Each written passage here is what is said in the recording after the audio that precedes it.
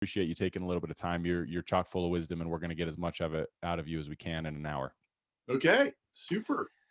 So we tend to start in order to understand where people create their life's purpose and where they make their meaning and how they ended up to where they are. We like to kind of, backstep a little bit. Your journey is an interesting one to me, where it was, I want to learn a little bit about your upbringing, because you went to school to be an engineer, and Mhm. then things pivoted and changed, and you ended up obviously becoming a very successful marketer and entrepreneur and thought leader and all this stuff. But can you tell us a little bit about your upbringing and maybe some of the foundational things that you learned as a kid that helped you get to, those first steps of being an engineer? And then from there on, we'll talk about. But what was your upbringing like? Well, so I was a pastor's kid, and my mom stayed at home, and she uh, took care of the kids and stuff, and so super conservative Lincoln, Nebraska, Midwestern, um, very tight knit religious community, and so I I was super interested in electronics starting at about age 9. I was supposed to like write a school report or something, and I did it on Thomas Edison, and I went down the electricity rabbit hole, and Mm. I'm still in it, uh, 40 years later. And then in middle school, I started building stereo equipment, and in high school, it was mostly my only job. I had this little tiny business, and I was running classified ads in the newspaper and selling speakers. And then when I was a senior in high school, I started selling them at a dealership, uh, next to other brands like B&W and Denon, and brands like that. So you were making you were buying the parts for these speakers and making these speakers and selling them? Yes, What kind of yes. speakers were they? Well, the ones I sold at Sound Dimensions were they were about 30 inches tall, and they had oak on the top and bottom, and eight-inch two-way speaker. I think it was actually a pretty clever design, especially for what I did and did not know how to do at the time. Yeah. And You have some experience in your younger years, Corey, with selling speakers or I did, something? yeah. In high school, one of my one of my brothers-in-laws, I say that he would buy speakers wholesale from a place where I lived, and then my job was to go pick up in my dad's truck all the subwoofers and the amps and everything, and then go ship all of them. So it was heavy lifting, it was hard work, but I'd get a cut of every one of those that we shipped out. So yeah, I've got some background. I wasn't the guy building the speakers; I was on the other end, the guy delivering the speakers. okay, yeah, yeah. Well, my dad died of cancer, and probably a month before he died, I went to his hospital room. Dad, I just got a deal to sell my speakers in a store. He was like, and then I went back, I don't know, later that evening, and a bunch of his friends were there, and everybody knew about it. Yeah. He was proud of me, and that's kind of an important story, because a couple of years before, he had been really nervous that I was just growing up to be a lazy bum. And in fact, he kind of twisted my arm until I got a janitorial job. And I kind of proved to him that working a janitor job, that I wasn't actually a lazy bum. And then I quit that job to do the stereo equipment business, as my exclusive form of income. So I guess you could say that was my first Delbert cube escape. It was a super micro Delbert cube escape from a job that made $3.50 an hour sweeping floors. Um, and so, yeah, I mean, those were exciting times. They were also stressful times, because there was a lot of turmoil going on. But I was so curious about how it all worked and what made it work. Like, I was exquisitely clear on the fact that I could look up formulas in a book, and I could, look at something on a chart, and I could sort of piece together how to make something work, but I didn't truly know how it worked, and I couldn't truly predict what was going to happen. And that's why I went and got an engineering degree. It was like, well, if I learn all that stuff, I'll actually know like what I'll know how it works from the ground up. And that turned out to be a very important thing because like today, I I talk to people all the time and I write in my books about going to the bottom of the swamp. Like I tell the Beowulf story, which I don't know that we need to get into right now, but just the idea of, when you are doing something, are you just sort of floating around on the surface, or are you actually touching the bottom of the lake, of the swamp, of the swimming pool? Do you know the difference between the wavy world of the water that you're floating around in, or are you actually anchored to something? And that's just been a recurring theme in pretty much everything I've ever done. So yeah, like I wouldn't trade those experiences for anything. They were a huge part of, and this doesn't come up very much when I do interviews and podcasts and things like this. It kind of gets skipped over because it's too little league. Well, one of the things I've always said. So I studied in school anthropology and communications, international culture studies, and Mm. grew up moving around all over the world. My dad was in the military, and I love the human side of whatever it is.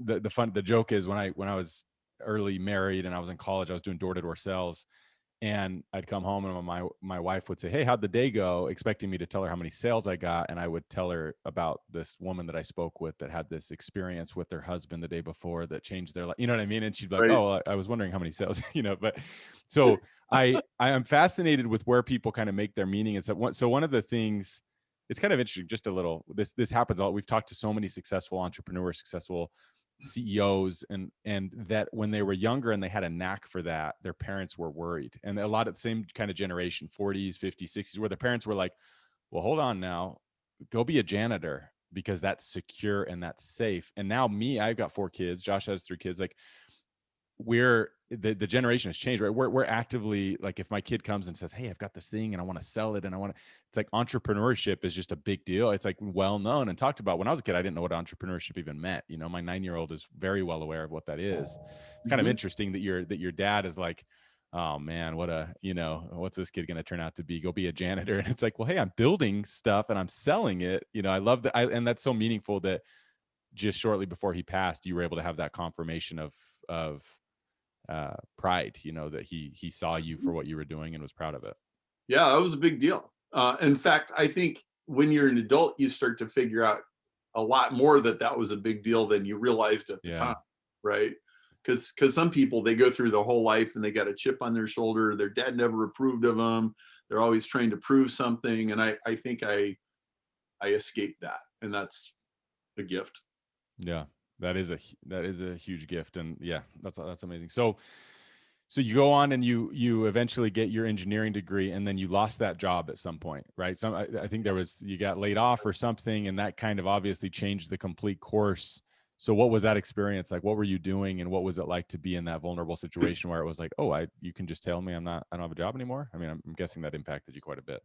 Well, my wife was 3 months pregnant. I got called into this meeting, and it was the weirdest meeting I'd ever seen because there wasn't any rhyme or reason to. So, like, there's somebody from the shipping department, and there's somebody from the warehouse. Your spidey And sense was tingling a little bit, like, this doesn't seem right. yeah, my spidey sense was definitely going up.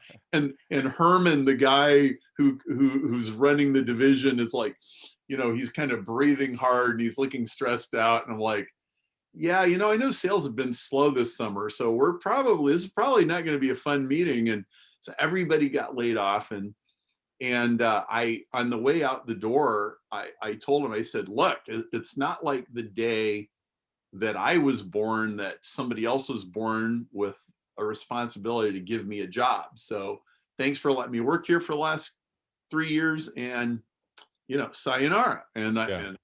I took my check and I left. What year was this? This was 95. Okay. And so, well, I quickly became apparent that if I was going to stay in engineering, I was probably going to have to move out of Chicago. And so I didn't want to do that. Did you go to school in Chicago? How did Chicago become your new hub from That's Nebraska? where the speaker job was. I took a job designing speakers. I Okay. designed the speakers for the Ford Probe and the Acura Vigor and the Jeep Cherokee and the Honda Civic, back then. Oh, And I'm glad you like I'd touched on always that. So put you it, actually took this first entrepreneurial endeavor as a kid, and you went when you got your engineering degree. That's what you were actually doing, is building speakers. well, I was working at Jensen, which was a huge Yeah. OEM Okay. that supplied the automakers. So I was the lead acoustical engineer on, I don't know, 3, 4, 5 models, Oh wow, like that's the awesome. Honda Civic. And so I enjoyed that job, but all of a sudden I get laid off, and the only acoustics jobs are like in Indiana or some other place. And I didn't want to move. It was like I had moved 3 years ago and I didn't want to move again. And I liked Chicago. And not only it was like, well, and if not only that, if I stayed in engineering, I probably wouldn't make enough money for my wife to be a full-time mom. And so I sort of took a double leap. It was like, well, I'm going to go into sales because in theory, I can make more money in sales. And I'm going to actually try to make enough money uh, that we can do one income. And so I did both of those at the same time. And that was very stressful because that sales job didn't really work out all that well for Yeah, 2 years. no pressure when your wife's 3 months pregnant. Was that your first, I assume? Yeah, first. So Yeah, that's a yeah, pivotal moment. yeah. Well, and really, one thing that I see about most successful people is they make commitments and then they figure out how to make them work. Like Hmm. they do not have it all figured out in advance. And in fact, a lot of times they force themselves into situations that will require them to make it work one way or another or another or another. And that's really where their capabilities come from. One of my early mentors when I was uh, in my early, or I guess late teens, early 20s, told me that he would always talk about making and keeping commitments. And the way that he put it is he said true power comes from making and keeping commitments. Mhm. And power in this, that can have a negative connotation to it sometimes. But what he was saying was, if you plan to build a career of any sort, build relationships, and anything that are going to be able to pull power out of, in order to continue to get better and to continue to improve, you have to be somebody that makes and keeps commitments. Because the second you make a commitment that you go back on, or you don't show up to pick up that person that you told them you'd be there, that's the last time they ask you to do something, right? And as you make Right. those commitments and keep them, then new opportunities present themselves. And that's something I've preached at our company for a long time. I tell my kids that. Just this week, my son was trying to buy a hamster. That was his big thing, is he wanted to buy a hamster. He's been saving up his money, and he had made a commitment to his grandpa, who was going to buy a comic book that he had written, to give it to him that day in order to get them. Anyways, he's like, well, he already told me to give me the money, so I'll just do it tomorrow. And I said, no, you made a commitment to have that to him by 6 o'clock today. You've got to keep that. Otherwise, he's not going to trust you the next time, So Yeah. critical. I mean, and again, in successful people, that is a very common trait, because as you make and keep those commitments, you truly gain knowledge and wisdom and power that you can take on to the next thing. Those are the people in the world who meet payroll. Yeah. People who make payroll make the world go round, right? Yeah. Yeah, exactly. And those that started not making and keeping commitments earlier are the ones that you're like, wait, where's my paycheck? And they're flaking out, and they're telling you every story they can of when your paycheck's coming, and it's not. So beware of working for those individuals. You seem to, so that was in 95 or 96 that you had the sales job. In today's world, and any entrepreneurs that listen to our podcast, they know this, we're kind of inundated constantly with these thought leaders and these books and podcasts and shows, and and it seems to me that you were onto this very early, this idea of, look, I've acquired some skills that are valuable, and I am going to create content that is going to be able to deliver my processes and what I've learned to the masses. In fact, in 2002, was that your first, was it the Guerilla Marketing for High Tech Salespeople? It was like an audio book, a CD, right, that you released? Was that the Yes. first foray into this type of content? Well, pretty much, yes. So what happened was I struggled in that sales job for 2 years, and I eventually got fired. But before I got fired, I wandered into a Coliseum and heard Dan Kennedy, who levitated $300 out of my wallet, and I bought, and that was in '97. Okay, and Levitated $300. I like, that's a great way to put it. well, you know, I was a guy who's used to buying Amway tapes for $6, right? Which they were worth what they cost, which was like not a lot. Yeah.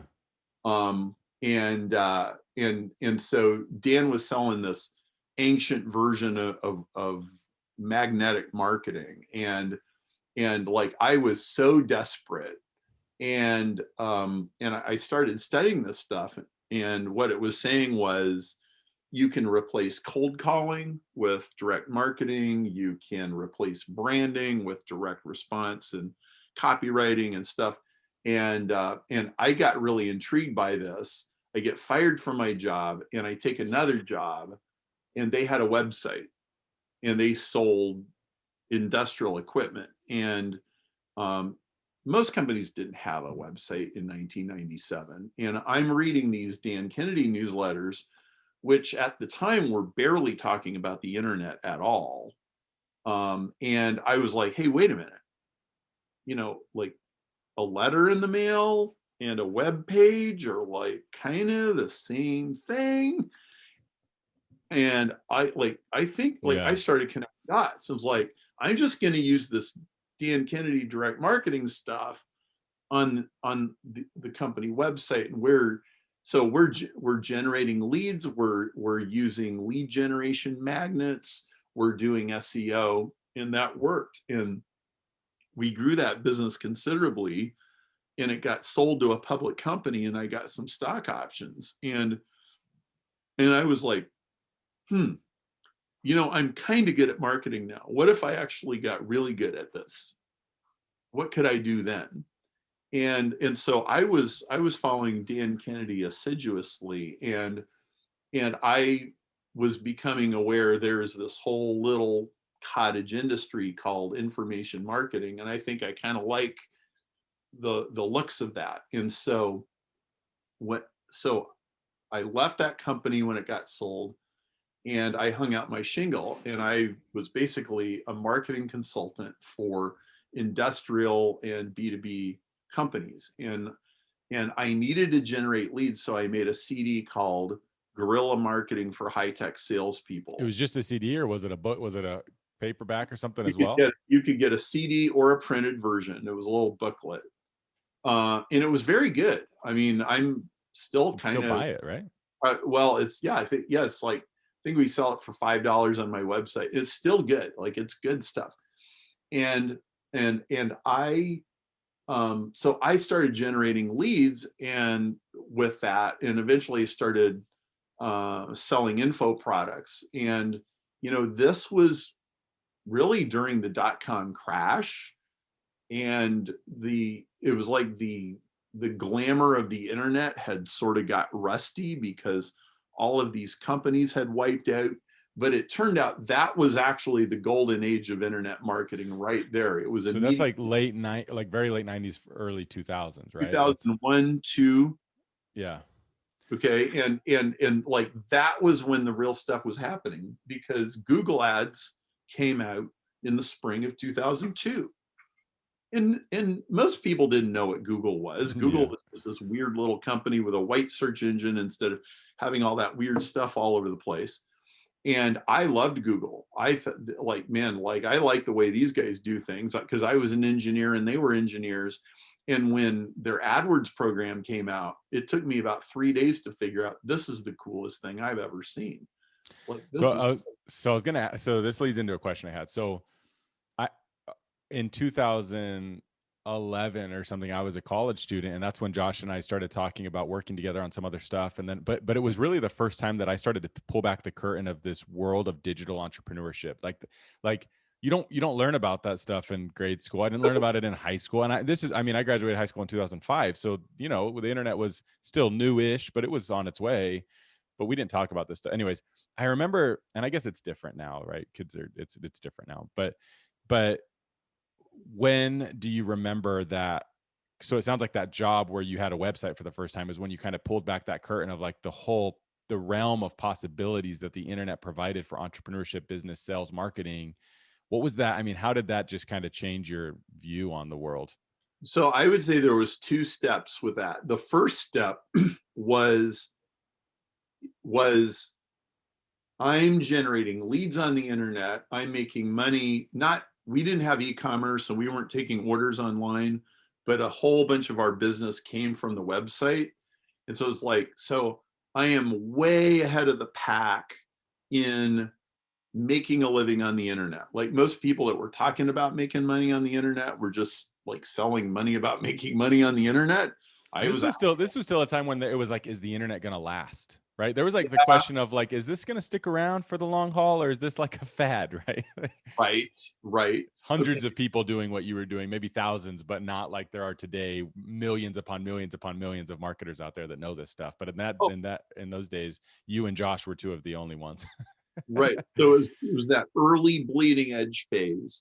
And then there was the run up of the .coms. And then there was the .com crash. Okay. So that's like, I would call that phase one. Phase two, when you said peeling back the curtain, here's when to me the curtain really got peeled back. It was when I went to Ken McCarthy's system seminar in spring of 2002, right at the same time Google started selling ads. And John Keel gave a presentation on keyword research.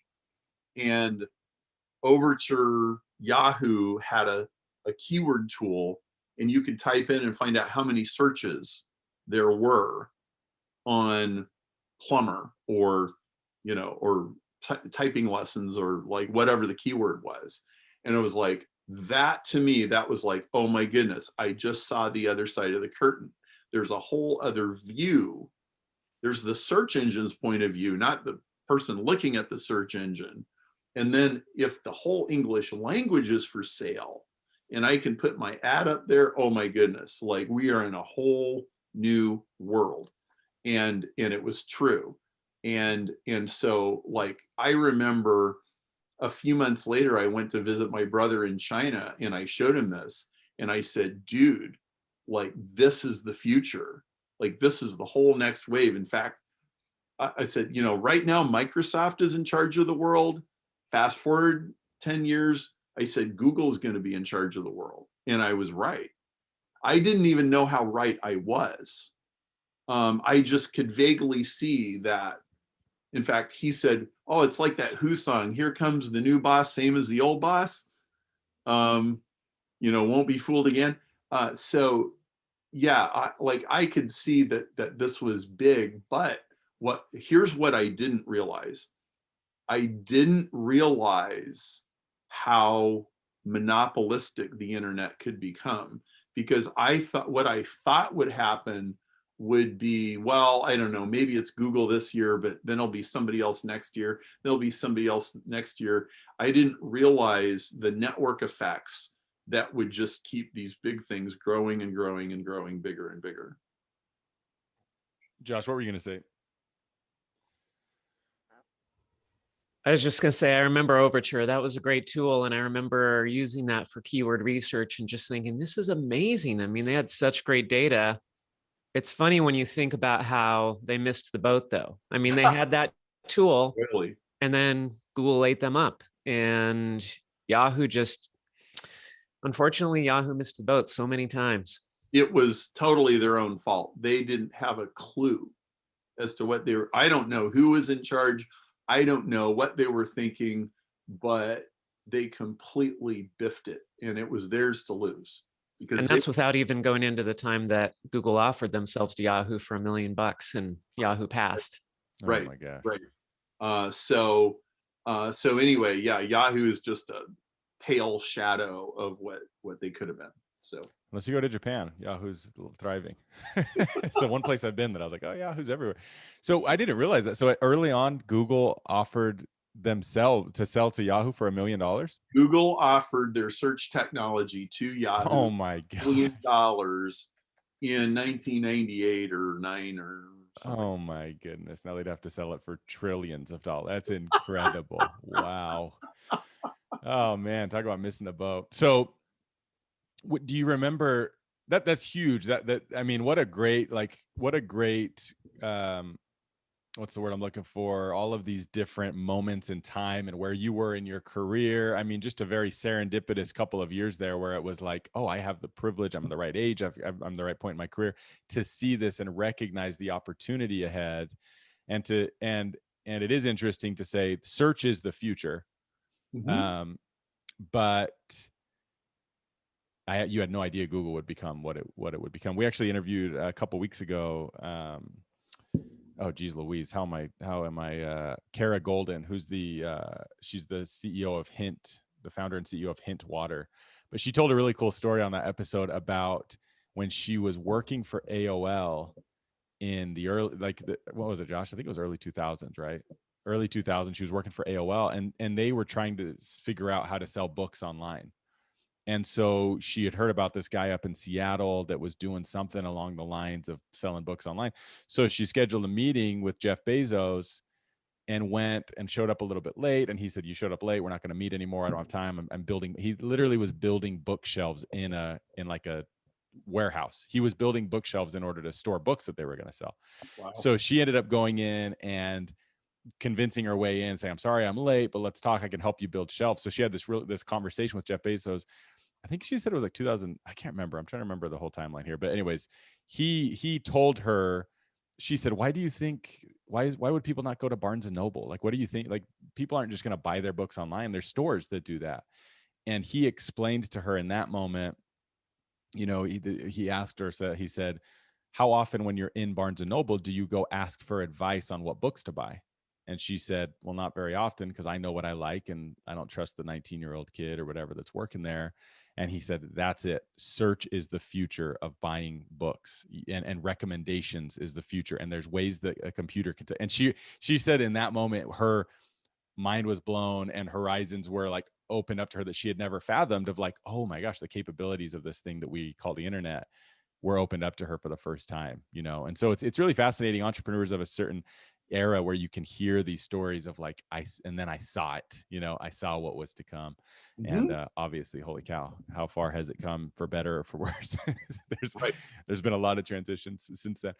So the story continues though, where you said, so you had this book, the Guerilla Marketing for High-Tech Salespeople, and then you discover Google AdWords. You become proficient at it, and you realize there's an opportunity again for thought leadership here. So then you wrote, was the first one, was it the Ultimate Guide to Google AdWords, or was it the Definitive Guide to Google AdWords? Well, Definitive was the original. And then the next year you came out the second one. And so that obviously took off and was huge, because you have all of these business people all over trying to understand and fathom how this AdWords stuff works, which to this day a lot of people still don't understand. So talk to me about that transition and how that book opened up new doors for you, new opportunities for you as you continue down the journey of entrepreneurship. I spent a year generating leads. Like, I was trying to give away my CD. So I'm buying Google ads, dropping people on a landing page, sending out a CD, mailing it out, and building this information business. And a year later, Ken McCarthy, whose seminar I had gone to and discovered Overture, I was talking to him and I go, "Ken, you don't start with Overture, you start with Google." And I give him a bunch of reasons why. And he goes, "Oh, well, who should I get to speak at my seminar?" And I gave him a name. And he goes and talks to the guy because he already had a book. And he turned him down. And Ken comes back to me and says, "I think you should speak at my seminar in Google Ads." And I'm like, "Oh, well, I actually know what that entails." Because that means that, like, I got to have a book, I got to have a platform, I got to have a product to sell. I got to be able, like, they're not going to pay me to speak. So, okay. So I put all that stuff together and I went to a seminar and I gave a talk on Google Ads and I explained how it all worked. And the audience was very responsive, and I picked up some clients, and I got a bunch of great testimonials within a few weeks, because like this thing was just exploding. Well, that was just like immediately before the Google affiliate gold rush just avalanched through the world. Because people suddenly figured out, oh, the whole English language is for sale, and there's about 5,000 affiliate programs I could go sign up for and figure out how to sell something. So I'm going to arbitrage, I'm going to bid on a keyword, send it to an affiliate program, collect the commissions. And that's really hard to do now, but back then it was pretty easy because the bid prices were so cheap. And so the people that were doing that figured out Perry's book is the best book to actually explain Google's system and how to use it. And so this just turned into a tsunami. And literally within 6 months, I was famous in the whole internet marketing world. And so I'm speaking at seminars and I'm getting invited on webinars and everybody's buying my book and all this stuff was going on. And man, it was like a magic carpet ride. In fact, it was kind of bewildering because it it was a bit much. I mean, Yeah. it wasn't like being Tom Hanks or anything. I mean, don't get me wrong, but like, man, it was weird. I go to a seminar and like all these people know who I am and I've never met them before. Like that's just weird. Yeah, it's a weird transition, especially coming from what you were coming from. It's not like that was something you had been really aiming for, even. It sounds like it was just kind of like an opportunity presented itself, and I can provide some value, and it'll turn into a speaking engagement, which turned into a lot of speaking engagements and a lot of people buying your book. And Right. again, it sounds like you struck at the perfect time, right before, like you said, this Google affiliate and like this e-commerce world started to develop, and people relied heavily on Yes. the tools that you understood that not very many people did, which is awesome. Yes. So, yeah, I mean, I'm very, very thankful for that. And I'm also, I mean, I have to say, I was a very diligent student of marketing. I was sucking in everything I could absorb from anywhere, and I was reading voraciously. And so it was like when the touchdown pass got thrown to me, I was ready. Yeah. Okay. And you mentioned this earlier. I was at the right moment in my career because I was at a transitional space where I had like my my schedule was not jammed with commitments. Yeah. So I actually had time to explore. And I think that is a huge thing that is greatly, most people, what they try to do is they're like, okay, my job is to just get as busy as I can and then just keep the squirrel cage turning. And then I'll feed the family. And then not only that, like they get too expensive of a car, too expensive of a house, and then they can't get out of it. I think one of the most important things that you ever have, not just early in your career, but during your career, is space and time to explore and the margin to not have some crushing pressure where you always have to, deliver, deliver, deliver, pay the piper. That's really important too. And that wouldn't have happened if I hadn't had space. Yeah. So later on, I think it was 2011, you wrote the book, 80/20 Sales and Marketing, the definitive guide to working less and making more. You had obviously heard about this 80/20 principle and this 80/20 rule. I'm going to guess, and I may be wrong, I'll project this onto you, and maybe I'm wrong. But in this kind of growth curve that you had seen, this big, did you get to a place where you didn't have great work-life balance, and so you started to seek out new methods for managing that better? Because now you've gone from being a thought leader on marketing to marketing, sales, and now also time management and building wealth with less time, and kind of, the ideas here, there's a lot of overlap. So how did you get to that place where you said, this is something that I need to continue to learn more about and continue to spread the word on?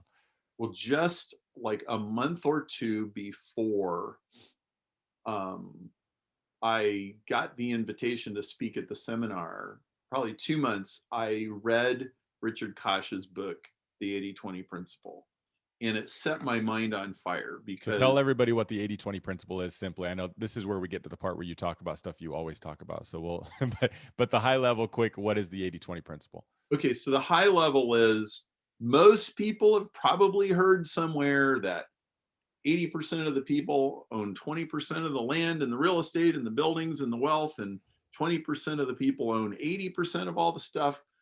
And it's kind of usually this vague economic theory. And maybe you've also heard that 80% of your sales come from 20% of your customers. Well, it turns out it's true of almost everything.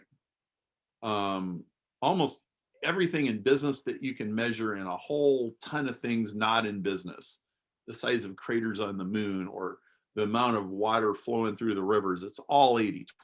Okay. Not only that, and this was the big epiphany, was there's an 80-20 inside every 80-20. So if 20% of the roads carry 80% of the traffic, 20% of 20% of the roads carry 80% of 80% of the traffic. And 20% of 20% of the customers generate 80% of 80% of the sales. And I was like, whoa. And like my brain just melted. Well, that was, like I said, that was just a few months before I got pulled into the, oh, you're writing books about, Google ads and stuff like that. Well, what I quickly figured out was that everything that makes a Google account work or not work is because of 80-20. And in fact, everything in marketing that works, usually the easiest way to explain why it works is 80-20. And so my original Google book, it did have a little section about 80-20 somewhere in the middle of it. But what it really was, it was the 80-20 way of figuring out where the levers are in a Google ad campaign. Okay, just the 20%, just the 5%, just the 1%. And it worked, and it really helped people, and they understood it, and the book went supernova.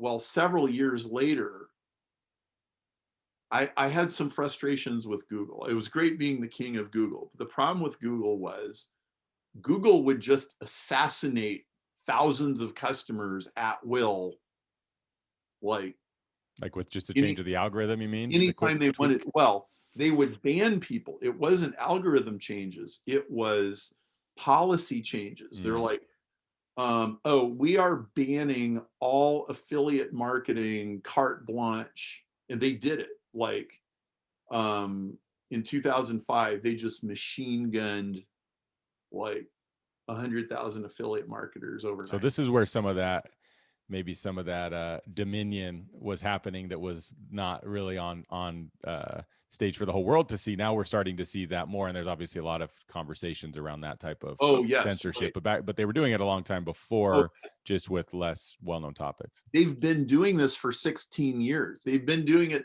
Look, on a bad day, Google is the boyfriend who rapes the girlfriend and throws them down the stairwell at the Holiday Inn. Okay, I'm telling you, they don't give a shit about their customers. Some of them they do, but dude, you're a number, and you're playing against the casino. You said that was on a bad day or on a good day? Well, on a bad day. Okay. On a good day, they're okay. And you look, you got to give them credit. The Google search engine has made millions of businesses possible that would not even be possible. Okay. And like, to play devil's advocate, they do have to police the thing.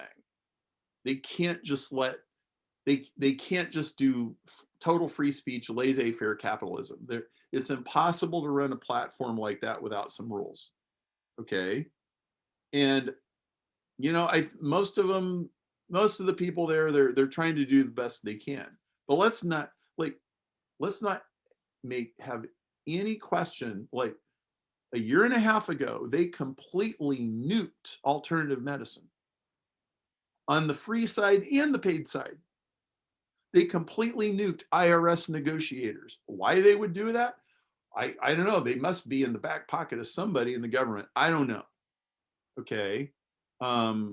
They there's all of this, there's that movie, what is it called, The Social Network or whatever, where they're criticizing Facebook for Yeah. for selling everybody out. Listen, what advertisers are doing is benign. All advertisers actually care about is they don't want ads to show to people that aren't going to buy. That's really all any advertiser cares about. They don't care about your personal information. They don't care about your social security number.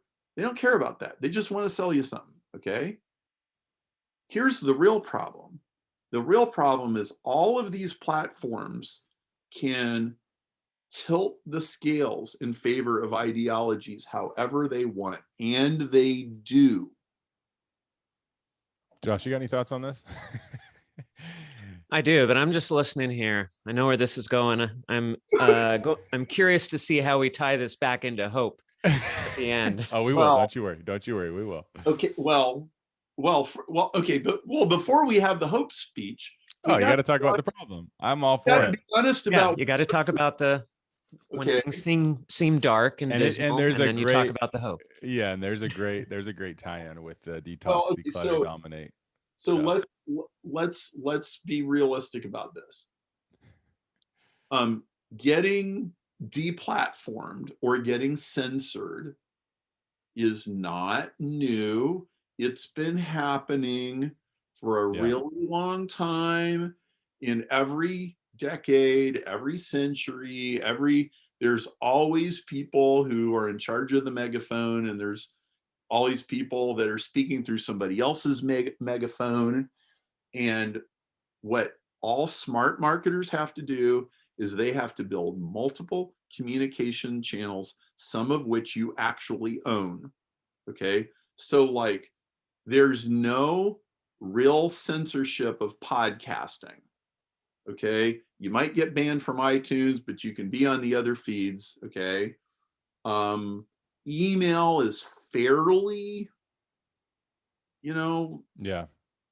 fairly reliable. Direct mail is 100% reliable. You can have webinars, you can have Zooms. If you get text messages and customer phone numbers, but like you cannot not depend on just one platform. And you're an idiot if you do, and you will sooner or later you will learn the hard way. So just start diversifying your communication channels now, and be mindful of what you say in public. Yeah, seriously. We when I was teaching college classes at university, there was quite a few people that were building their influencer prowess, I guess, on Instagram. And I remember talking to them about that idea of like, hey, look, one day to the next, this could all change. You need to have, multiple platforms where your message is being spread, because you never know. The fact of the matter is you're playing a game that you have zero control over.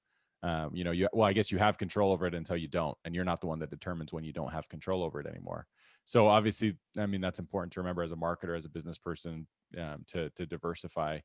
I am going to bring it back a little bit. So one of the things I find fascinating as I look at kind of the whole landscape of your career and what you've done is that you had these opportunistic moments where your eyes were open. We talked about pulling back the curtain to technology, to the internet, to what that meant.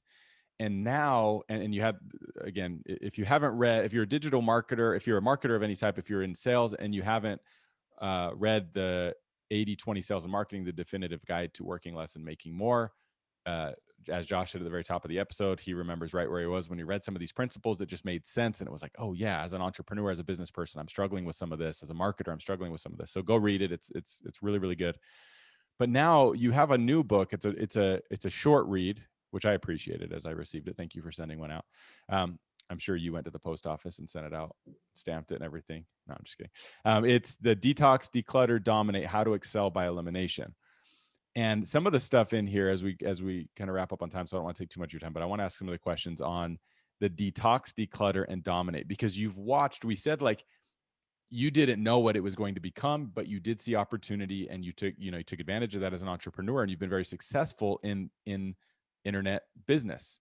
And now we've seen this huge shift, and it does tie into what we were just talking about, where it's been in the news a lot lately, of now we've got search engines, and we've got social media, and we've got news platforms online that are owned by, people that own social media networks, or that own, all of these different ways that we're coming at it. And we're having, it's a conversation that as a parent I have with my wife all the time about how are we going to raise our kids in this generation where we've got this phone that has all, and who knows what that's going to evolve to. And I love some of the stuff in this book about the detox, declutter, and then how that leads to the dominate portion of things, which is success and growth. Mm-hmm. And you talk about how, the first, and some of the other interviews I watch and stuff, where the first thing that people do anymore is when they wake up in the morning, is reach over and grab their phone and start consuming. And the detox, declutter part of this is critical, the minimalistic approach to starting your day and managing your life. So talk to me about this arc and what you've learned as you've seen the boom of the internet and then cell phones and social media, and now how it's time to kind of pull back a little bit, recalibrate, and how this book can help people do that, and how some of the, things it's also co-written with Robert Scrop. Is it Scrop? Yep. So all of these tools have their dark side. Okay. So, we've just talked about, oh my goodness, the whole English language is for sale and I can advertise, and, and I mean, it's the coolest thing in the world, right? Yeah, I keep meaning to call attention to that, because I've never heard it put that way, but it's true. Keyword, I mean, anything you do digital marketing, when you go and search, or you tell Alexa, hey, search now, or whatever, it's all, I mean, the whole English language is on sale. I never thought about it that way, but it makes sense. So the good news is the English language is for sale and everybody's attention is for sale. The bad news is the English language is for sale and everybody's attention is for sale. Okay. Double-edged. It's always a double-edged sword. So it's not ironic at all that a pioneer in digital marketing would now be more focused on its excesses and its problems, frankly, than I am on the opportunities. And so to give you an idea of what the book is about, or part of, well, just the first little bit of the book is about, is how did I start my day today? Well, I got out of bed and I journaled for about an hour. I pray, I meditate, I get myself centered, I figure out what questions I'm trying to answer for the day, what's going to be important. I go in the shower, I have a brainstorm, I make sure I write it down. And then, that's like the first hour. And then after that, I'm spending my very best morning productive hours of the day, not reacting to stuff, not in my email box. I actually had some very important writing projects and I was just doing that. And I did not get interrupted by anybody. There's no phone calls, there's no emails, there's no social media, there's no CNN, there's no texting. And I was doing that until, I don't know, 10:30 or 11 o'clock this morning. An incredibly productive morning. You can have an incredibly productive morning every morning if you leave the reacting and the responding and the fires to put out until late morning or afternoon. And when you start your day in reactive mode, the whole thing just goes down the toilet. And it goes down really fast. And then you're just catching up. And you never feel like you got enough done. You never really feel productive. And it's like 5:45 in the afternoon. You're like, what did I even do today? And that, if you fix that, then all of the dominating in business stuff becomes much easier to do. Because here's the good news. Most of your competitors are addicted to their cell phone, addicted to social media, addicted to meaningless activity, addicted to $10 an hour work. They're ignoring the $1,000 an hour work. And if you have your head straight and your life and your brain is not run by other people, it's amazing what you can produce. those listeners that aren't watching this on YouTube, you are missing Josh's very big head nods up and down as Perry speaks. So now we're going to let Josh tell us why. Yeah, I've done this the wrong way for most of the past 20 years. So I know what doesn't work. Tell me about, Perry, the specifically, I'm calling Josh out on this. I'm calling myself out on this. I'm calling out a lot of people on this.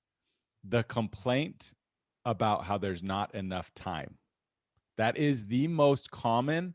And again, I'm calling Josh out. Josh can call me out on it. We, as business partners, it'll be like, hey, man, we need to get this done. I know, man, I just haven't had time. Or, hey, I'm or an employee. Hey, what are we doing with this? I don't have enough time. Or my spouse or my friend or whatever. The biggest complaint I feel like I hear that gets in the way of productivity is I don't have enough time. And I think sometimes it's a cop out. It's an easy thing to just be, oh, I don't have time. But people really feel like they don't have enough time. How do we get ahead of that? So let's start by observing that being busy is a status symbol. For sure. If I'm too busy for you, then I'm better than you. Yeah. Okay.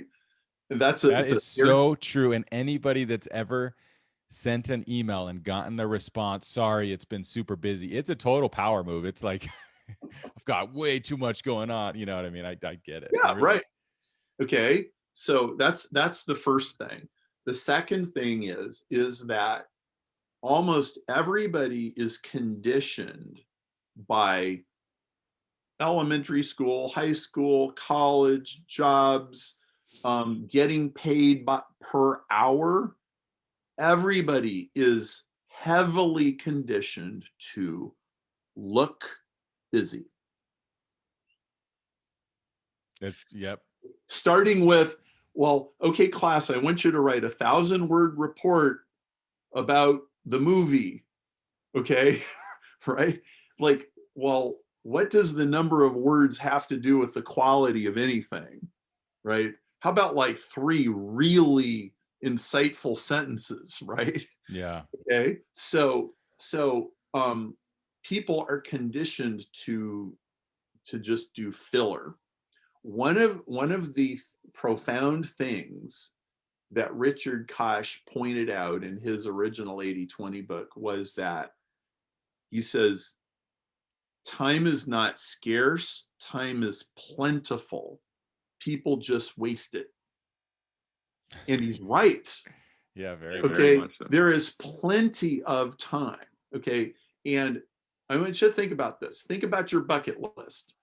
You know, bucket lists have all kinds of interesting things on them. Like, well, you know, I want to go to the Himalayas, or I want to go to the Great Wall of China, and I want to go visit Uncle Frank, you know, before he kicks the bucket, and I want to take my kids to Disneyland. And like, if you like really make the whole list, I bet you there's at least 2 things on that list that you could do this month if you just decided to.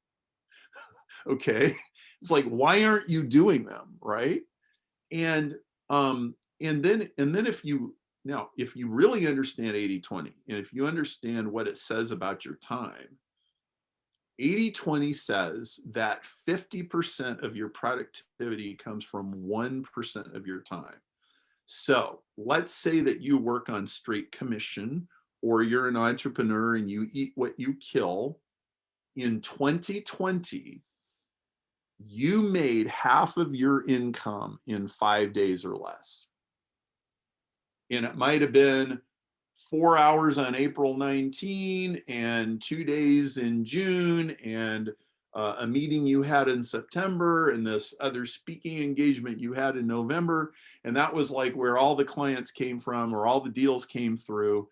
And most of the rest of the year was just sawdust. And if you carefully look at how everything went together, that's almost certainly the case, but people don't realize it. So is the idea, am I echoing for anybody else? Okay, there, it stopped. Okay, stopped. So, okay, this whole thing, 4-hour work week, Tim Ferriss, right, became incredibly popular and I remember reading that book and being like, oh man, this idea, I work 4 hours a week and make all this money, whatever. I get it. And I get but what's the end goal? I mean, and when is enough? I mean, is truly the goal to just say, you know, I'm going to manage my time so well that again, and I know this is an extreme version of it, but I'm only going to work 5 days a week, and I'm going to, or sorry, 5 days a year, because that's my most productive days. And then what do you do with the rest of the time? I mean, where does the balance come from, and when is enough enough? Well, okay. So first of all, as soon as you become aware that your time is not equal, there's $10 an hour work, $100 an hour work, $1,000, $10,000 an hour work, literally. And I talk about that in the Detox book, and I prove it to you. Even Helen, the receptionist at the dentist office, has these little bursts of 2-minute, $100,000 an hour work. It might only last for 30 seconds or 2 minutes, but it's there. First, you become aware of it, okay? Now, and then you figure out there's a bunch of stuff that I shouldn't be doing. But the other thing that happens is you start to become aware that I actually need to engineer space into my life just for exploration, just to make sure that I have time to go have lunch with the friend of a friend who one time in 20 or one time in 50 could end up being hugely significant in your life, but you have no way of knowing. Instead of just doing barnacle routines of predictable, somewhat obsessive compulsive, low-level activity that just makes you feel like you're looking busy. And then and it's because people fill their lives with so much trivia that all of a sudden their brother gets killed in a car accident and they're like, I hadn't even seen him in a year. Why didn't I go see my brother? Because you were scrolling through Facebook, dude. Right? It's like, what's actually important to you? And like, people just have to snap out of it, like jerk your head out of the matrix. Yeah, because it sounds easy enough, and when you put it that way, it's like, oh yeah, obviously. I mean, and that's the thing, is we're very self-aware. I think what we've done, and I actually told I keep bringing up my wife and kids on this episode, but we were talking the other day, and I said, we're fortunate to be raising our kids in an era where we're at least self-aware of the pros and cons of, and we'll become more and more self-aware, but the pros and cons of technology and screens and all of this stuff, right? And the addictive tendencies that are developing as a result of social media and stuff. So, I brought that up, and we had that conversation. But that being said, my wife and I are guilty as anybody as, oh, I'm sitting on the couch and I'm like, hey, what are you doing? Or she's like, hey, what are you doing? And I'm just flipping through Reddit or Facebook or Instagram aimlessly. I don't even think about it. And everybody that's listening to this that has a smartphone knows that moment when you're like, oh yeah, I have no idea why I'm looking at whatever, right? Right. So it sounds really easy to say, oh, well, I'm just going to break it. I'm just going to stop. But the fact is we're addicted, and it is a tendency that requires, diligence to break these habits. So how do we snap out of it? What are the steps to take? I mean, obviously stop doing it, but if you were to break it down, and in this book, that people can get, what are the ideas that help you pull out of that and start to really maximize your time and become more meaningful and intentional? I think that's the big thing, is like, it's living with intention, right?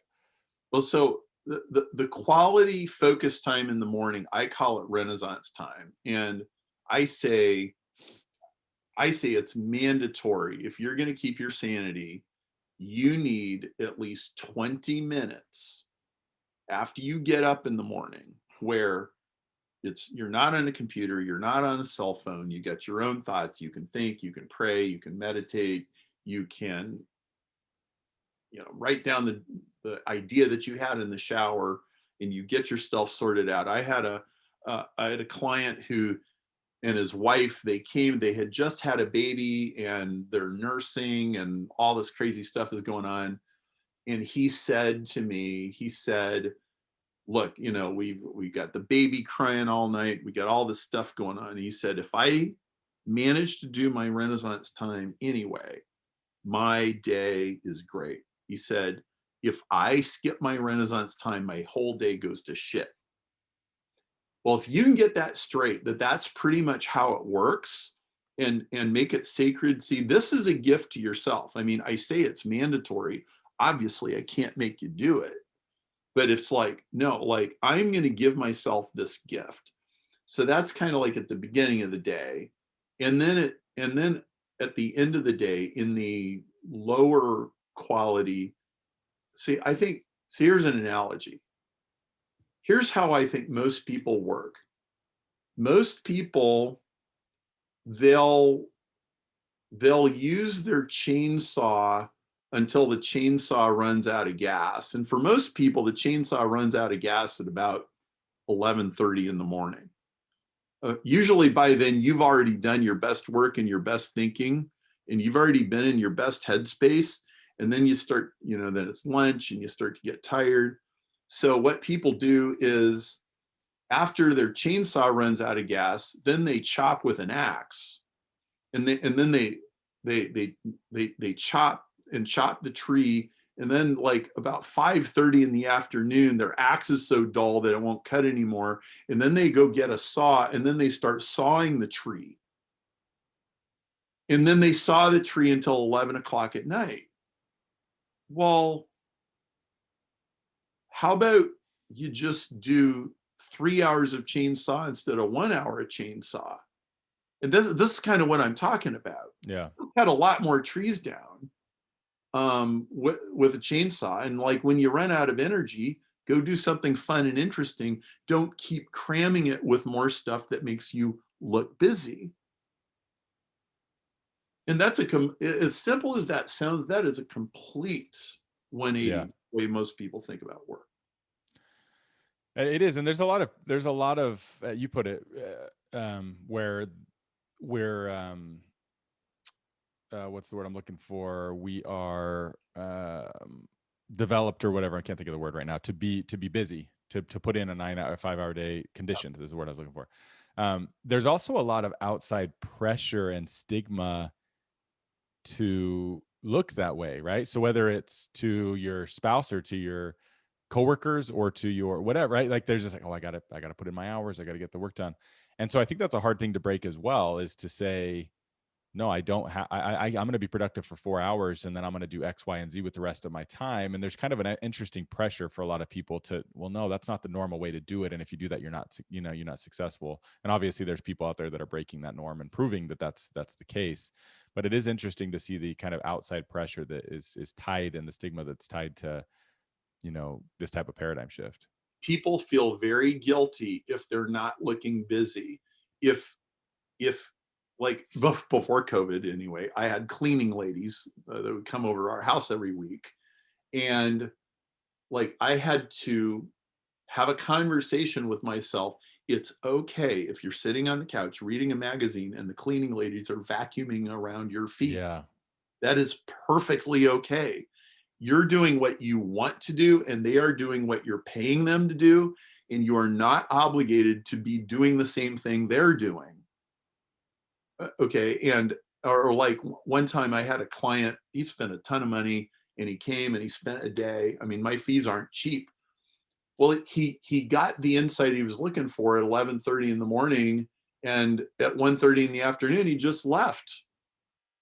He could have had the whole rest of the day until 5. My wife goes, well, Perry, what are you going to do? And I go, I don't know. I guess I got some. She goes, no, take the day off, Perry. Like, go ride your bike. Like the client took the day off, like you take the day off too. And that was one of the most memorable afternoons I've had in the last few years, because like people think that it's not okay to do that. Look, if you did what you're supposed to do, then you can go do something fun, and you can go explore, and you can go, I have all kinds of fascinating projects. Josh knows about some of them. That's like a whole nother conversation. That are really, really fascinating. And I have permission to do them because it's part of how I grow. Yeah. Well, this is all so insightful, and getting an hour to pick your brain and hear about everything you've worked on over your career is something we're really grateful for. Right now, there's a number of stuff. So obviously, again, the book is Detox, Declutter, Dominate: How to Excel by Elimination. You can just go on Amazon and get that. And your website is your website perrymarshall.com? Yeah, if you go to perrymarshall.com, if you enjoyed today, go to perrymarshall.com, scroll down, there's a link to sign up for the 30-day Street MBA, and you'll get punched in the face on the very first day, I promise. Yeah, and it's really, again, short, sweet, simple, but just kind of one of those really dense. Every sentence, every paragraph is very, very meaningful, and you can take a lot out of it. So The definitely, I mean, it'll take you 36 pages. It's incredible. hour and you're through it, and then go back through it again and again and again. Where else right now? I know you've got a lot of things that you're working on, like you said. What are some of those things that you're most interested in kind of sharing right now, or where can people find you and see what you're continuing to work on? Well, if you go to evo2.org, evo2.org, I've got a whole project called Evolution 2.0, where I've got the largest science prize in the world. I've got $10 million. $10 million. I've got a whole project called Cancer and Evolution, where we're combining evolutionary biology with oncology with some of the world's smartest scientists, and that's a incredibly fascinating project. And so anyway, I eat my own dog food. I live what I preach, and I work hard, but I work smart, and I work on other interesting things, and I do fun things, and life doesn't have to be drudgery. Life can be really great. And even in a world of political correctness and censorship and everything else, you can have an audience that listens to you and cuts against the grain and does contrarian things, and life is amazing. Cool. Well, we appreciate your time. I look forward to continuing to follow on your journey. Remind me to connect you with Ben Korn, who, if you go to our podcast and listen, I think his episode went live. So we had an episode go live today, but last week his name is Dr. Benjamin Korn. He's an oncologist. And we started talking about it towards the end, but we're actually doing a second part of his episode because he spent the last 10 or 15 years studying the biology and the science behind hope in oncology, and how he's creating systems and processes and doing a ton of research on how implementing different hope strategies into these cancer patients, how it prolongs their life and helps them in tremendous ways. But he's somebody you should connect with on that oncology project, on the cancer research. He's awesome. That's outstanding. Well, thank you, Corey. Cool. Yeah. Thank you so much, Perry. We will definitely, be in touch. Appreciate it, man. Thanks, Perry. Thank you. Take care. Bye.